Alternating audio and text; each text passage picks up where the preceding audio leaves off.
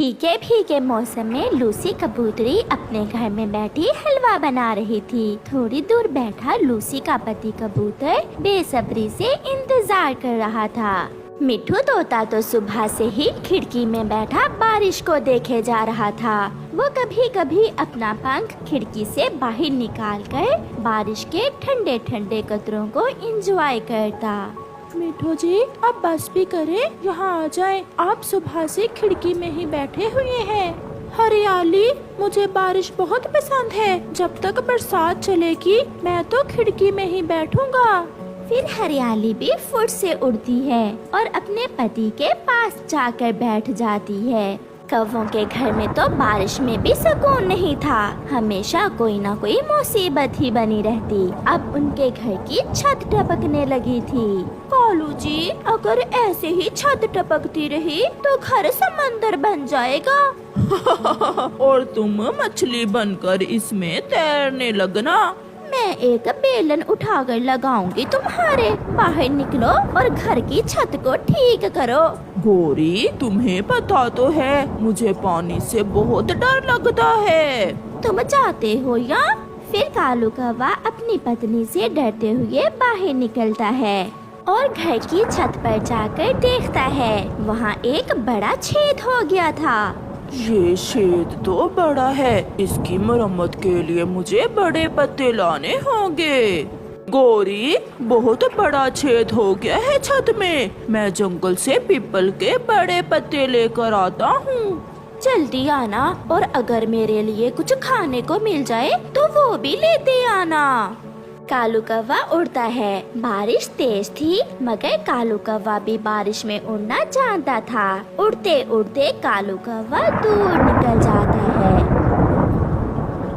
बहुत वजनी है ये छाता तो सच में बहुत भारी है। मैं कैसे इसे अपने घर तक लेकर जाऊं? कालू कौवा भी चिड़िया को देखकर वहाँ आ जाता है। चिड़िया, ऐसी बारिश में तुम यहाँ क्या कर रही हो? कालू भैया, मेरे घर की छत टपकने लगी है। मैं घर से पत्ते लेने आई थी। यहाँ जे छाता किसी का गिरा पड़ा देखा तो सोचा इसे ही ले जाकर अपने घर की छत पर लगा देती हूँ। ये सुनकर कालू कौवा सोचने लगता है, यही समस्या तो मेरी भी है। तो फिर ये छाता तो मेरे पास होना चाहिए। कालू भैया क्या सोचने लगे? क्या ये छाता आप मेरे साथ मेरे घर तक पहुँचा देंगे? ये छाता तो मेरी दादी का है। ये मेरी दादी के घर से हवा के जोर से उड़कर आया होगा। लाओ, ये मुझे दे दो। तुम बहुत बुरे हो, हर चीज को अपना बना लेते हो। मगर मैं ये छाता तुम्हें नहीं दूंगी। कमजोर चिड़िया, जो चीज मुझे पसंद आ जाए वो मैं किसी को नहीं देता।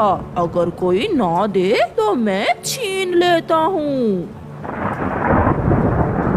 ऐसा कहते हुए कालू कौवा चिड़िया से वो छाता छीनकर भाग जाता है और छोटी चिड़िया रोने लग जाती है।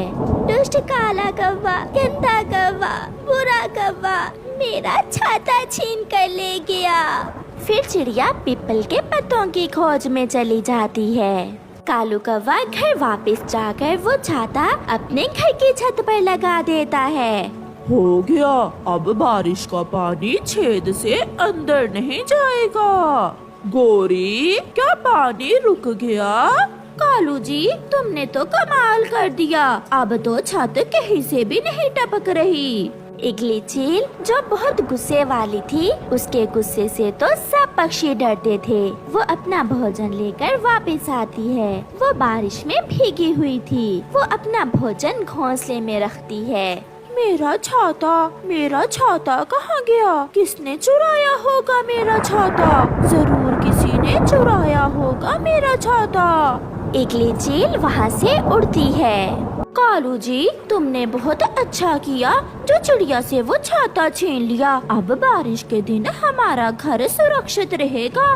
कालू कहते हैं मुझे कालू। मैं बहुत शक्तिशाली हूँ। चील उड़ती हुई मिठू तोते के घर आती है। मिठू खिड़की में बैठा हुआ था। मिठू, क्या तुमने मेरा छाता तो नहीं देखा? नहीं नहीं चील्डी, मैंने नहीं देखा आपका छाता। चील आगे बढ़ती है। चील्डी, आप और ऐसी बारिश में यहाँ? मेरा छाता किसी ने चुरा लिया है चिड़िया, कहीं तुमने मेरा छाता तो नहीं देखा? तो फिर वो छाता चील्डी का था। चील्डी, मैंने देखा आपका छाता वो दुष्ट कौवा लेकर जा रहा था। वो सामने बेरी के पेड़ पर है उसका घर। ऐसी बारिश में मुझे इतना तंग किया उस दुष्ट कौवे ने, मैं छोड़ूंगी नहीं उसे अब। जी